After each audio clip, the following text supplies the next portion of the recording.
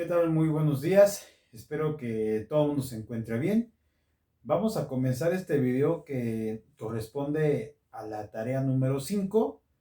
Trataremos de llegar a unos términos entendibles para todos. Se seleccionaron de alguna forma dos temas, pero sin embargo, pues sí viene muy completo el segundo, ¿no? Ya lo van a ver ustedes. Está muy extenso, pero de alguna manera considero que va a ser relevante para cada uno de los puntos que tienen que ver con estos temas, ¿de acuerdo?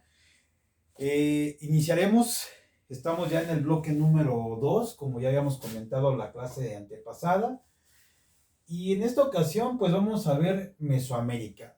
Para hacer una pequeña remembranza, nos habíamos quedado con dos regiones culturales del México antiguo: Aridoamérica y Asisoamérica.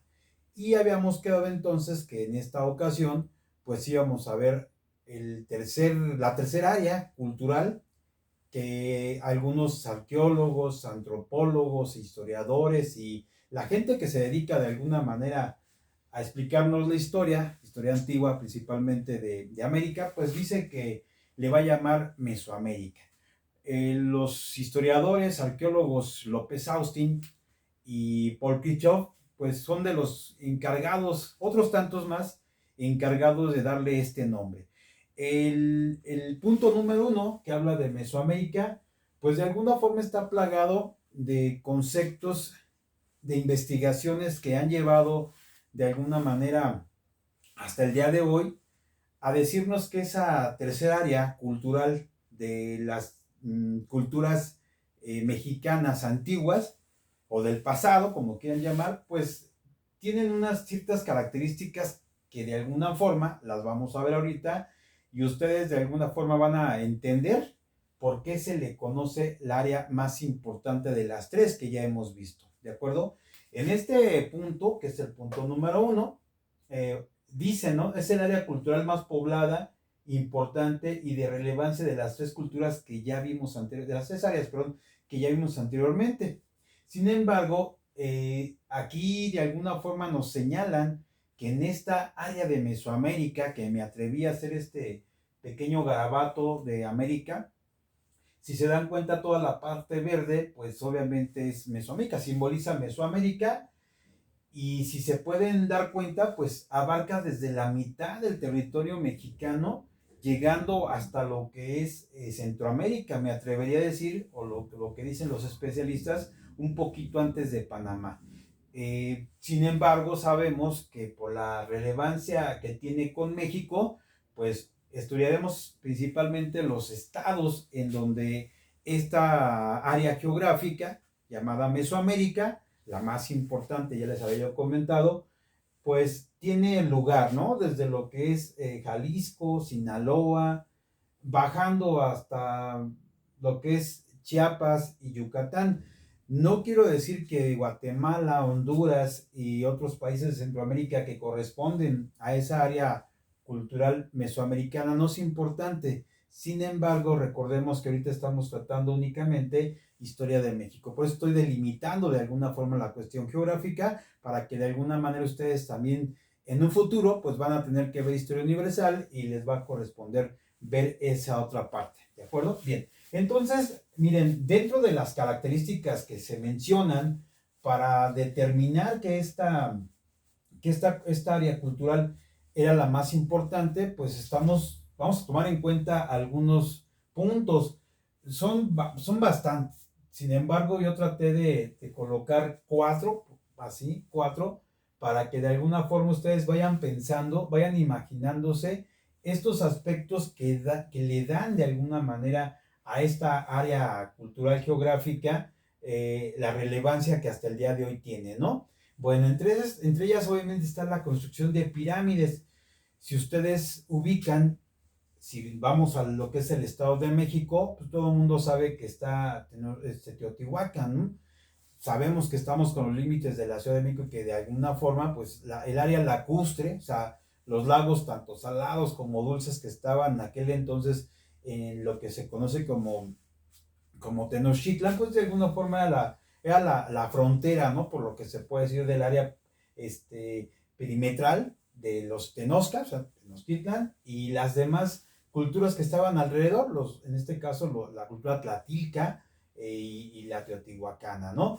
Para que vayan dándose cuenta también de que aquí muy cerca de nosotros, pues tenemos algunos basamentos piramidales que ya de alguna forma les había comentado, aquí muy cerca de Naucalpan, y esto hace que esta área principalmente pues tenga esa característica, a diferencia de las otras áreas que ya habíamos visto, que las que encontramos ahorita está la de Paquime o Paquime en Chihuahua, y si se dan cuenta, pues ya les había comentado que en algunas partes de Estados Unidos sí, hay bases piramidales, pero no tan relevantes, inclusive no tan arquitectónicas como las que vamos a ver en Mesoamérica. De esa manera, el cúmulo de esas construcciones arqueológicas, pues se van a dar en esta área verde, ¿no? Luego tenemos los cultivos extensos. Eh, Tendremos que situarnos en lo que se refiere al clima. Aquí en la Ciudad de México, porque sé que nos están viendo en otras partes del mundo, sí, porque este video lo ven en muchos lugares, para que se ubiquen, aquí en la Ciudad de México tenemos 4 climas. En un solo día, de repente en la mañana hace frío, luego a mediodía hace calor, luego en la tarde empieza de alguna forma a hacer viento y en la noche llueve. Entonces tenemos un clima totalmente benévolo, agradable para el cultivo y obviamente para que estos pobladores que venían posiblemente de allá, ¿saben? De la teoría científica del estrecho de Bering, o si venían de la parte de abajo de lo que son las teorías de los argentinos, Américo Amiguino y el otro señor que ya habíamos comentado, Méndez. Bueno, pues la parte central del continente americano pues se encuentra con un clima muy agradable, pero para eso también este tipo de clima que de alguna forma les favorece para todo tipo de cultivo, y aquí voy a meter un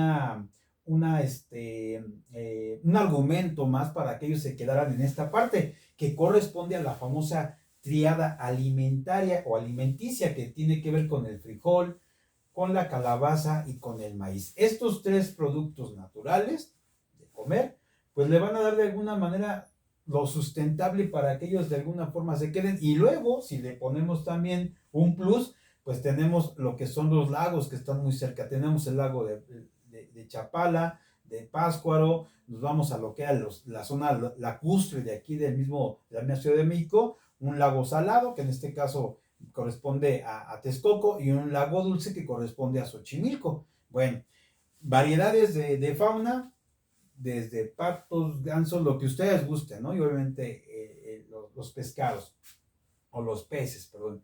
Luego, y si también hablamos, perdón, se me olvidaba lo que implementan en la Ciudad de México, ¿no? Los cultivos de las famosas chinampas, que es totalmente una ingeniería agrícola superior, lo tendré que decir, superior a otras partes del mundo, para que de alguna forma ustedes vayan viendo que lo que se hacía aquí en México, independientemente de que allá en Europa los egipcios ya también tenían canales de riego para sus grandes plantaciones de trigo, que era ese grano era totalmente el icono del alimento de los egipcios. Y si nos vamos a otras partes del mundo, pues cada uno tiene ciertas características agrícolas, pero para que ustedes hagan esa comparación de lo que ocurría aquí y lo que estaba pasando obviamente en otras partes del mundo correspondiente a lo que es la cuestión alimentaria, ¿no? Bueno, vamos a lo que es el juego de pelota, que es una simbología, así lo tendré que decir, independientemente que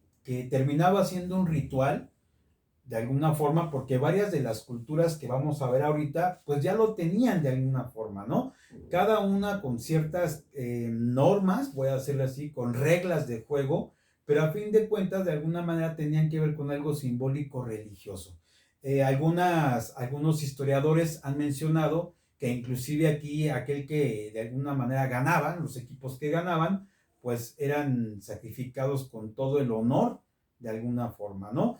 Ellos, los concursantes, en este caso, no únicamente eran de un ejemplo, no nomás eran los mixtecos, sino que habían un tipo de juegos, por decirlo, interlocales, de ciertas tribus o ciertos pueblos correspondientes solamente a la América, Mesoamérica, y de alguna manera pues dicen que los que ganaban pues eran sacrificados honrosamente, ¿no? Tiene un simbolismo religioso, obviamente, pero también no cualquiera lo podía jugar. Se han encontrado en varias partes de Mesoamérica algunas canchas que corresponden normalmente al juego de pelota, que es muy sencillo, ¿no? El jugar con lo que es la cadera y una pelota de hule, que en aquel entonces pues sacaba del famoso árbol de Tule, y que hasta el día de hoy pues todavía hay algunos pueblos por tradición que lo siguen jugando. Sí es algo complejo porque obviamente no mete las manos ni los pies, tiene ciertas normas o reglas de juego, ¿ok? Pero se hace de manera también religiosa y de alguna manera se conoce como un ritual. No cualquiera podía jugar el juego de pelota, ¿de acuerdo? Bien, aquí vamos a ver que esta zona geográfica pues comprende los estados de Jalisco, Sinaloa, Estado de México, Ciudad de México, Veracruz, Tabasco, Oaxaca, Chiapas, Michoacán, Hidalgo, Querétaro, Zacatecas, Yucatán, Campeche, y aquí no estoy nombrando Guatemala y Honduras porque ya les platiqué el motivo anteriormente. Sin embargo, si ustedes se pueden percatar, la mayoría de estas culturas, exceptuando la maya, que ahorita no la estoy tocando, ni la mexica, pero la maya, pues obviamente es la que abarca más la zona de Centroamérica o el sur de nuestro continente, de nuestro continente, y pues obviamente rebasa las fronteras de lo que hoy es México. Los mexicas y la cultura mexica y la cultura maya no las estoy tocando ahorita, se vendrían al siguiente tema, a la siguiente tarea, porque sí es muchísima información de esas dos culturas, siendo de las más relevantes de las que estamos viendo aquí, ¿de acuerdo? Porque si alguien me pregunta por qué ahí faltan dos, bueno, ya les expliqué. Bueno, de ahí de alguna forma les comentaba que Paul Kirchhoff y López Austin pues le van a mencionar, van a dejar en sus escritos, en sus investigaciones, le van a poner una super área, así le van a llamar, super área a la que es la zona de Mesoamérica. ¿Por qué? Porque de alguna forma florecen las principales culturas de Mesoamérica, en las que se incluye arquitectura muy elaborada, hablan de matemáticas, hablan de una triada alimentaria que no únicamente tiene que ver con la caza. Se dan cuenta que ya no se menciona la caza, sin embargo, sí existe la caza, pero no como la que se empezaba a dar hace mucho tiempo atrás, ¿no? Con los mamuts y los grandes mamíferos, porque recordemos que ya se extinguieron. ¿Se acuerdan que platicábamos que en cierto periodo pues ya los animalitos ya no existían? Sí hay otros animales más pequeños, obviamente sin dejar de pasar lo que es la pesca, pero ya el hombre encuentra un lugar, se asienta por el clima, se asienta por la famosa triada alimentaria, y eso le va a permitir de alguna forma desarrollarse, hacer hordas, hacer tribus, y pues crecen las civilizaciones. Al empezar esas pequeñas hordas o pequeños poblados de 3, 4, 5 casas, empieza por la cuestión de la necesidad de quedarse ahí, y empiezan a crecer esas ciudades como Teotihuacán, la cultura olmeca, ¿no? Que se considera la madre de todas las culturas, pero ahorita que llegue a ese punto les platicaré. Son características, para que me entiendan, de la super área o superculturas, que así le llamaron estos dos señores, Paul Kirchhoff y López Austin, ¿de acuerdo? De ahí me voy al punto número 2, y el título es Principales características espaciales, temporales, sociales, políticas, económicas, religiosas, culturales de las sociedades del México antiguo. Sí, está muy largo el título, ¿no? Pero lo que yo quiero que ustedes tomen en cuenta es lo siguiente: nos están hablando de aspectos totalmente generales: cómo pensaban, qué hacían para gobernar, quién los gobernaba, cuáles eran sus dioses, de qué manera estudiaban. Todos esos aspectos, jóvenes, le van a dar una característica especial a cada cultura que vamos a ver ahorita. De esa forma, Paul Kirchhoff y López Austin, bueno, primeramente Paul Kirchhoff, porque a principios del siglo XX es el que se pone a analizar cómo iba a dividir estas culturas, y él determina que las va a dividir por los lenguajes, de alguna forma, por los dialectos, para que me entiendan, ¿no? Porque mucha gente piensa que por ser culturas prehispánicas o mesoamericanas, ya lo dije de alguna forma, pues tenían diferentes dialectos. No era el mismo el zoque que el maya, que el tzotzil, ¿de acuerdo? Aunque son dialectos solamente mesoamericanos, antes que llegaran los españoles y nos dieran obviamente el castellano, pero aún así, Paul Kirchhoff se da cuenta que cada región tiene un dialecto distinto, ¿de acuerdo? Entonces, ahorita me recuerda que cuando lleguemos a lo que es la historia de Malinche, o Malinche, como le quieran llamar, pues esta chica es la que va a servir como traductora para Hernán Cortés y los demás pueblos que se van encontrando. Y ellos venían del sur, imagínense, vienen del sur y ella de alguna forma, gracias a sus padres que ya habían muerto, pues le enseñaron ciertos dialectos. Se sabe que al parecer su papá era comerciante y eso le permitía viajar en ciertos lugares de Mesoamérica, llegando a Aridoamérica y otras regiones del continente, y aprendía ese dialecto. Y bueno, ahí está la historia, ¿no? Bueno, esa diferencia de por Quicho darse cuenta que cada zona tenía un diferente dialecto, le permitió de alguna manera darles un nombre: Aridoamérica, Asisoamérica y Mesoamérica. Pero luego entonces se percató que también en esa zona, no nomás él hizo el trabajo, hay arqueólogas, hay historiadoras, hay un cúmulo de gente que también estuvo ahí involucrada, geógrafos, vulcanólogos, de todo, ¿de acuerdo? Pero entonces él se da cuenta que sí, independientemente que era un área donde habían varias poblaciones, tenía unas ciertas fronteras imaginarias, las demás culturas que vamos escribiendo. Y cada una tiene una característica especial, aunque la mayoría en la cuestión religiosa, si vamos ya con la idiosincrasia religiosa, pues de alguna forma casi todos veneraban al mismo Dios. Inclusive se puede decir que hasta con diferentes nombres, pero era el mismo, era la misma simbología, ¿vale? Bien, entonces empezamos con los olmecas. Iniciamos con los olmecas porque hasta el día de hoy algunos historiadores, la mayoría, se han atrevido a decir que los olmecas es la madre de todas las culturas de Mesoamérica.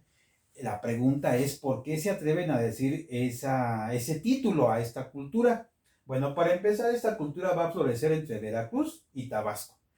De sus principales ciudades se encuentran Zapotes, La Venta y San Lorenzo, donde se han encontrado y se siguen encontrando algunos objetos prehispánicos, en este caso desde ya las famosas cabezas olmecas, que cada una tiene una característica especial, desde la que pesa 6 toneladas hasta la que pesa casi 20 toneladas.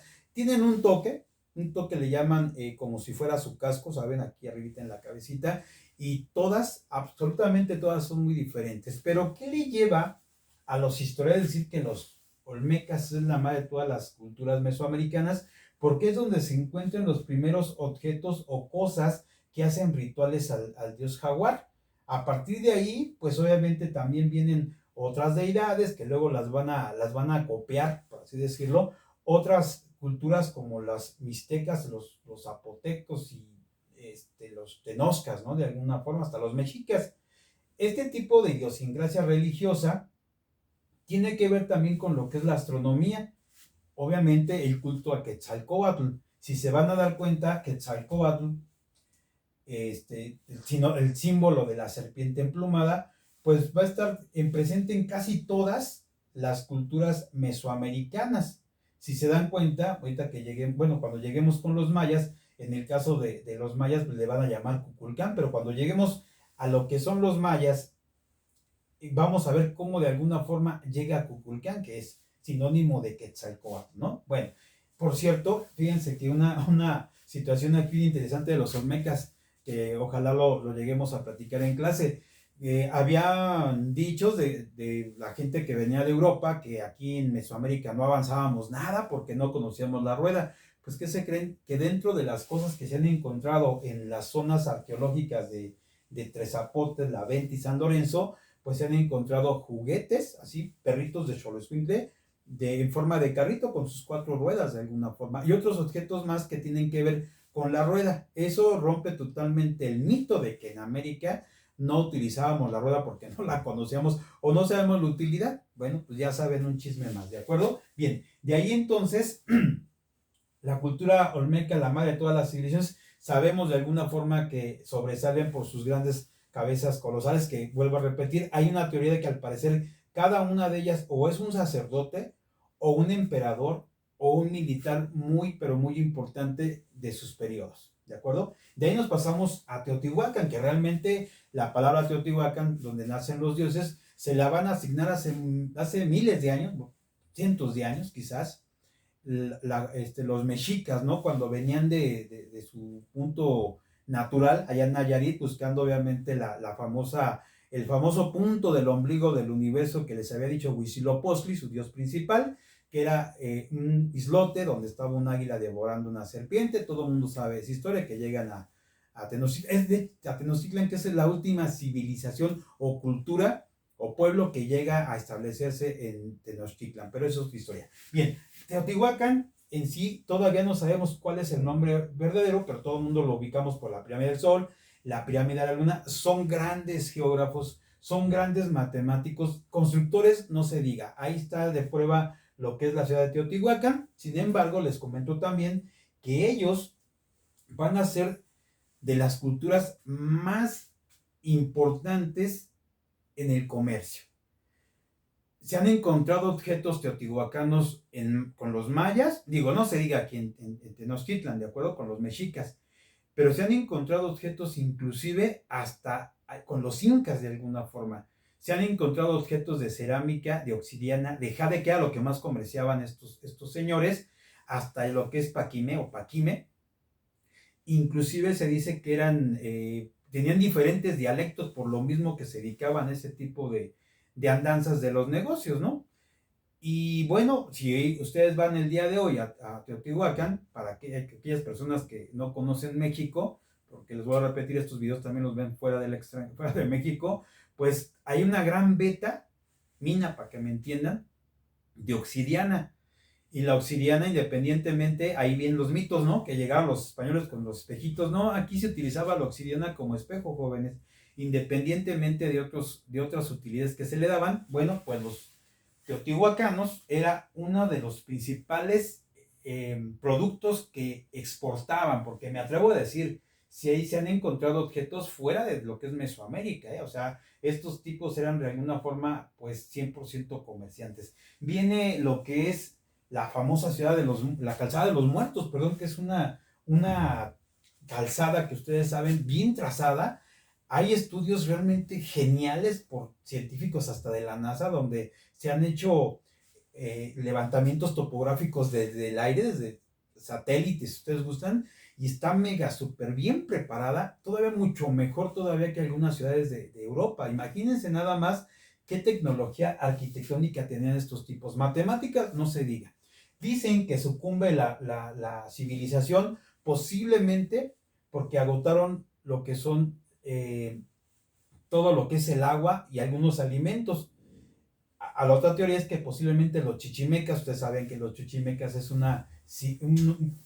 cúmulo de individuos que andaban nómadas haciendo, pues dicen que eran los bárbaros, ¿no? Saltacaminos, etcétera, etcétera. Hay esas teorías, pero hasta el día de hoy todavía no se sabe a ciencia cierta. Aquí también, pues ya están venerando obviamente al dios Quetzalcóatl, ¿no? De nueva cuenta aparece esta deidad, que se los vuelvo a repetir, va a aparecer en las demás culturas o civilizaciones, con diferente nombre, pero de alguna forma con el mismo significado. Recordemos que todas nuestras culturas mesoamericanas, todas eran politeístas de varios dioses.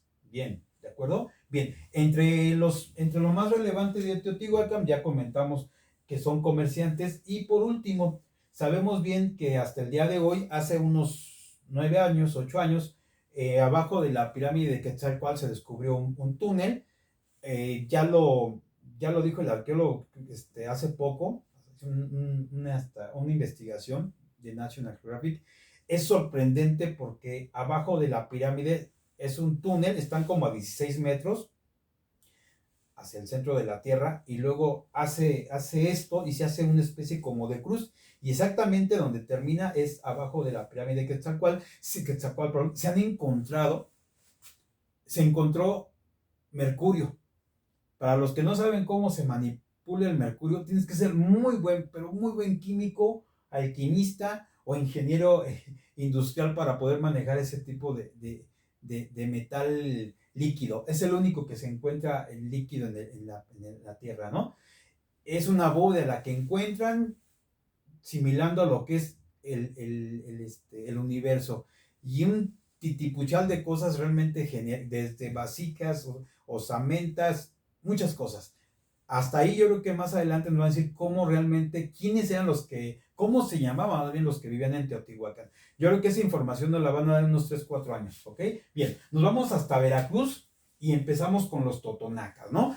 Le conocen como el Tajín. Ustedes han de saber que de alguna forma también está Papantla, de las zonas más importantes de los totonacas. Ellos de alguna forma también van a determinar el rumbo de lo que tiene su civilización con otras poblaciones o culturas del centro de nuestro país. Hay mucho vínculo entre los mayas y ellos con lo que son los mexicas.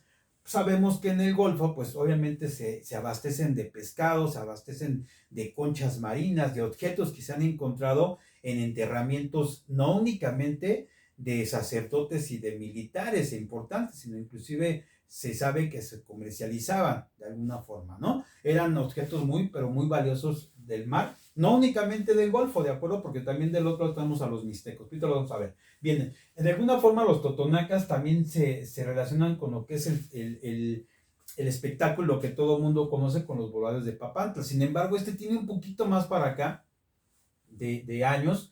Sí, pero tendré que decirlo, todo va relacionado con su idiosincrasia religiosa.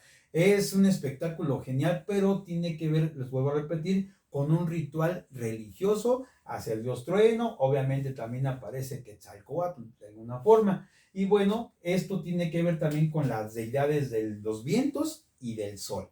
¿Sale? Bien, de ahí me voy a pasar a los zapotecos. Los zapotecos se van a establecer principalmente en Oaxaca. Hay unas ciudades relevantes, que es la de Monte Albán, Mitla y Oxompa. De lo más característico que tiene esta civilización, que está muy cerca de los mixtecos, ahorita lo vamos a ver, pero ellos de alguna forma dejan lo que es la ciudad de Monte Albán, que si alguien conoce Monte Albán o ha visto documentales, se va a dar cuenta que Monte Albán está prácticamente en un cerro, pero hagan de cuenta que lo rebanaron. O sea, utilizaron una tecnología, una ingeniería y una arquitectura, pues, de las modernas, porque imagínate, para rebanar un cerro y dejarlo totalmente así en plano, pues está medio difícil, ¿no? Ahí se han encontrado, obviamente, algunas osamentas, entierros de algunas reinas, algunas doncellas, princesas de lo que es el linaje zapoteco, y la que más de alguna forma sobresale es la famosa tumba 7, donde se encuentra intacta prácticamente esa tumba, con una característica que le han llamado la famosa tumba roja, donde está salpicada de un color rojizo, ¿no? Que simboliza el inframundo y otros aspectos de la idiosincrasia prehispánica antes de la llegada de los españoles, totalmente relacionada con la vida y la muerte. Y obviamente ataviada con los famosos pectorales que están llenas de oro, o bueno, llenas de piezas de oro con algunos caracolas o caracoles de mar y unos objetos de tierra y hasta de viento. Me atrevo a decir que hay algunas colibríes o chupamirtos que le llaman, involucrados en esos pectorales y otras cosas más, ¿de acuerdo? De ahí me paso a los mixtecos. Miren, los mixtecos junto con los zapotecos, es que en la misma zona están, Oaxaca, parte de Guerrero y Puebla. Ellos sí están un poquito más extendidos. Una característica principal de los mixtecos es que son buenos orfebres. ¿Qué hacen los orfebres? Bueno, pues que se les va a considerar los mejores joyeros de Mesoamérica. De hecho, los mexicas, ¿se acuerdan que casi todas estas culturas que estoy mencionando, la mayoría fueron sometidas por los mexicas? Iban por algo. Si iban a sacrificar niños, si iban hasta a Veracruz, ¿no? Si de alguna forma requerían cosas de madera o algunas otras cosas más, podían ir con los purépechas o de alguna forma directamente con los mixtecos para objetos de oro. Eran buenos joyeros. Bueno, entre estas cosas que de alguna forma sobresalen, es el famoso Ocho Venado. Ocho Venado es un personaje que aparece mucho en los códices, el famoso códice Nutal, que lo han estudiado muchos arqueólogos, historiadores. Está genial ese códice, ojalá lo puedan investigar, y aparecen las aventuras o la vida de lo que es Ocho Venado, que es el personaje más simbólico de los mixtecos. Se han encontrado objetos de oro de estas características, inclusive también se llegan a comparar con las que se han encontrado en Machu Picchu.